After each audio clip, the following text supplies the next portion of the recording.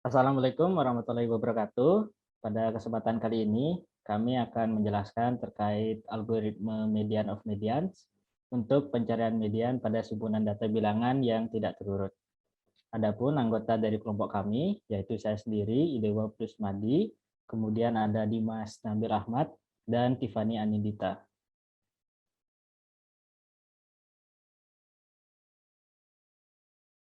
Konsep mencari median dalam simpunan data yang tidak terurut adalah dengan cara mengurutkan data secara menaik atau ascending, kemudian kita mencari nilai tengahnya. Nah, saat ini algoritma tercepat untuk melakukan sorting atau pengurutan, misalnya kita akan menggunakan quicksort. Nah, itu memiliki kompleksitas waktu base case sebesar O(n) log n. Nah, jika input data yang kita berikan terlalu besar, misalnya di atas 1 juta, maka besar kemungkinan akan mengalami error atau maksimum recursion depth, atau dengan kata lain stack overflow.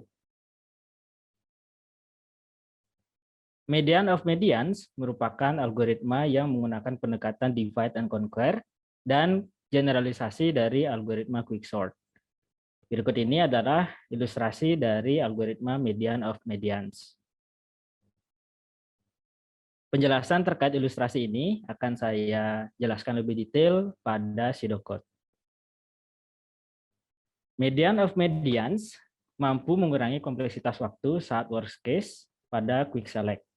Dari kuadratik menjadi linear karena memiliki strategi pemilihan pivot yang lebih baik, seperti yang terlihat pada gambar di samping. Nah, median of medians itu menjamin bahwa pivot ada di area ini. Berikut adalah pseudocode dari algoritma median of medians. Pertama, bagi array ke dalam subarray dengan jumlah elemen masing-masing subarray sebanyak 5 elemen. Nah, di sini ada catatan bahwa ada kemungkinan subarray terakhir memiliki jumlah elemen kurang dari 5.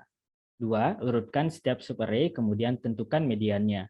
3. Tentukan median dari tiap median subarray, lalu jadikan pivot. 4. Bagi semua subarray tersebut menjadi 2 subarray yang lebih kecil daripada pivot dan subarray yang lebih besar daripada pivot. Kemudian yang terakhir, cek pivot ada pada indeks berapa. Jika pivot berada pada indeks median atau n/2, maka pencarian berhenti.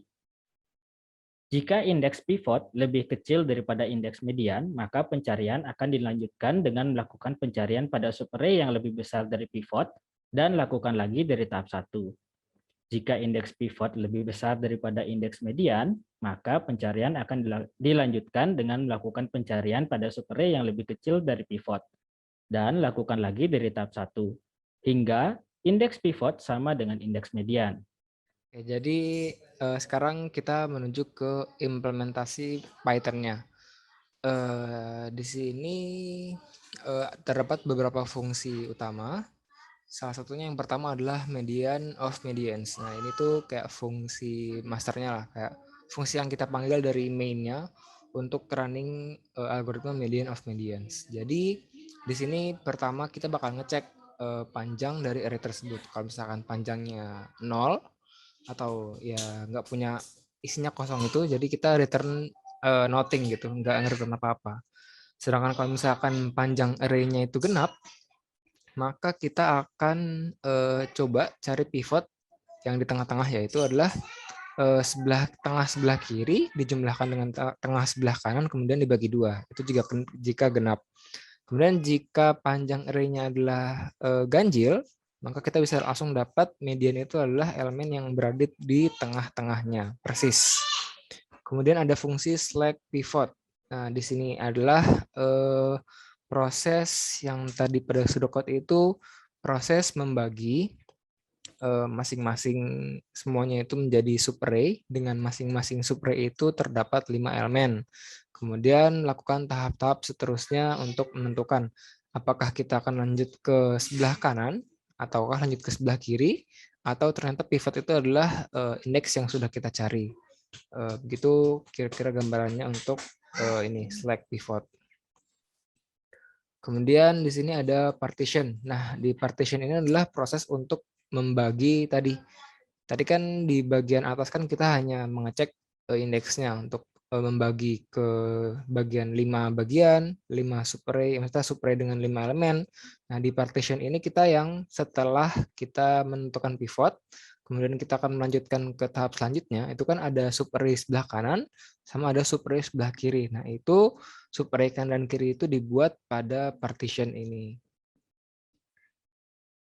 Nah, terus ini adalah main-nya. Di sini untuk membuka filenya, datasetnya yang sudah kita buat dengan beragam-ragam. Kemudian ya begitu kita panggil fungsi median of medians. Kemudian kita print.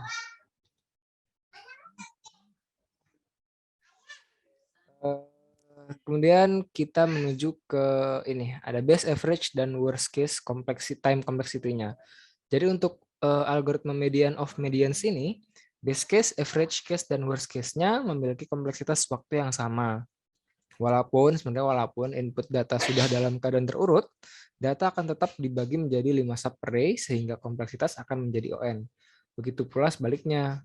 Nah, hal ini disebabkan karena median of medians memiliki strategi pemilihan pivot yang lebih baik dari algoritma sejenis yang tadi sudah dijelaskan di atas ilustrasinya.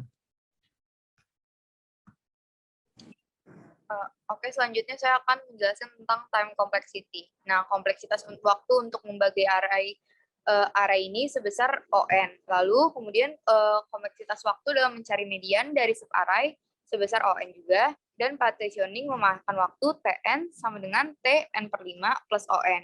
Nah, setelah dilakukan rekursi, keseluruhan time complexity dari algoritma median of medians adalah Tn kurang dari sama dengan T7n/10 ditambah Tn/5 ditambah ON.